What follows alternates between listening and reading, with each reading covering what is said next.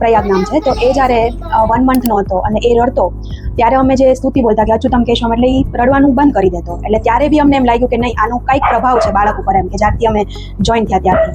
પછી એ સાયન્સના પ્રોજેક્ટ, પછી મેથેમેટિકલ રીઝનિંગ, પછી ઘણી બધી એક્ટિવિટી, રોજ અમને સ્ટોરી ટેલિંગ કે સાહસિકતાના પાઠ ભણાવતા, નિડરતાના, કે આજે અમે બાળકમાં જોઈએ છીએ કે આજે બાળકને સ્ટેજ ફિયર નથી, કે આજે સ્કૂલમાં જાય છે તો બોલે છે, રાઇમ્સ બોલે છે, બધું બહુ અમને દેખાય છે એના રિઝલ્ટ. એટલે બહુ સારું હતું. અને રોજ અમને ગીતા પાઠ કરાવતા કે આજે પ્રયાગને એટલો બધો એટલે કહેવાય કે એને ભક્તિનો જ છે, એમ કે ભાઈ આજે સ્કૂલે જાય છે તો રોજ મંદિરે દંડવત પ્રણામ કરીને જાય છે, પછી રાત્રે સૂતી વખતે પ્રણામ કરે છે, જેજેવાલાને કહો કે જેજેવાલા મારી સાથે રહેજો, મને સરસ ઊંઘ આવે છે, આવું બધું એ બોલે છે. તો અમને એમ લાગે છે કે ના ભાઈ, એ આજે અત્યારે જે બાળકો આપણે જે મોબાઈલ સતત જોવે છે એની કરતાં આ બધા આજે અમે ગર્ભ સંસ્કાર થ્રુ અમને જે મળ્યું છે કે ભાઈ બાળક આજે કેવું સરસ કરે છે એમ, તો એ બહુ અમને સારું લાગે છે. અને અત્યારે એ હનુમાન ચાલીસા આખી બોલે છે. પછી હમણાં જ એને સ્કૂલમાં એ રામજી બનવાનો છે, તો એના પિતા, માતા, એના ભાઈઓ, એના બધાના નામ, એના ગુરુનું નામ, એ બધું જ એને મોઢે છે, યાદ છે.